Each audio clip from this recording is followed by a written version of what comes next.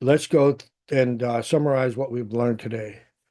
Uh, to me, moving parts, or to me, individuals involved in the 116 pages of the Book of Mormon to say that this was some kind of made up story.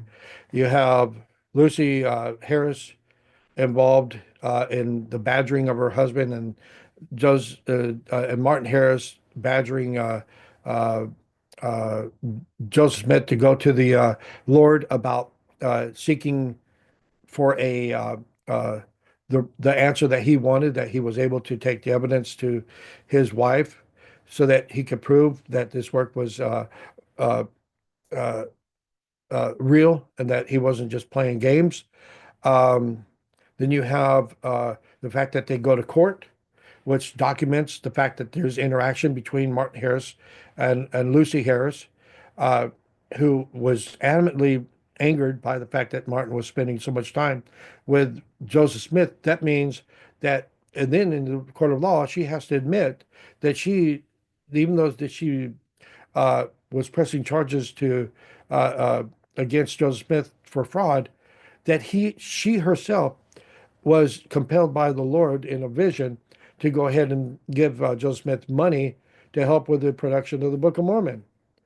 Again, that documents it in the court of law that you cannot just simply dismiss the 116 pages so easily that, well, this is all made up, because obviously you have the Book of Mormon that comes uh, uh, uh, that is produced through the hands of Oliver Cowdery and a couple of other um, scribes. And then you have, whenever Martin Harris has lost the 116 pages, he has to go talk to the Smith family with Joseph Smith, and that was so good. But then what preempts that is the fact that that Martin Harris and has hired. Um, I want to go back a little bit.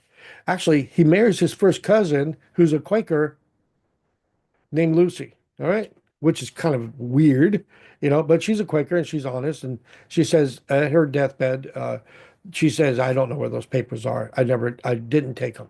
So we know that Lucy probably didn't take the papers, and she doesn't know anything about them based on her deathbed statement. Then you have, but the fact that Martin had hired Hiram Smith and Joseph Smith Sr., who were looking for work because they're trying to buy their own farm or try to get their farm started, they obviously are working with Martin Harris, and there's a conversation about religion, obviously, because that's the only reason that they would have brought up the fact that their son Joseph had actually had this interaction with an angel about and this work that he was going to be engaged in. And Martin Harris eventually accepts that that Joseph Smith does have these, and he's part of the uh, interaction with the Smith family, trying to help um, preserve the plates from the mobs that keep on harassing them. And then he moves to Harmony, Pennsylvania, to help with the work with his wife. His wife has moved to Harmony. She ain't help at all.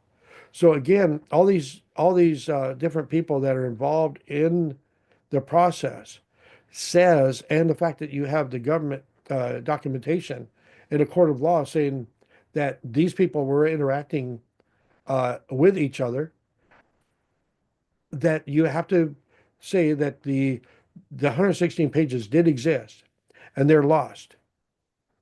And therefore, we have to give credibility to the fact that Martin Harris is seeking after Joseph Smith, saying you've got a connection to God like no other.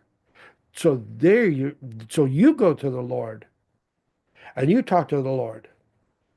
And Joseph Smith is coming back and saying no. And Martin Harris believes so much that Joseph Smith is a prophet of God, because again, he's sitting right there as a scribe, writing these things down that Joseph Smith is orating to him, and therefore he's getting the vibe that Joseph Smith is not faking this, that he's actually getting these words from the Lord.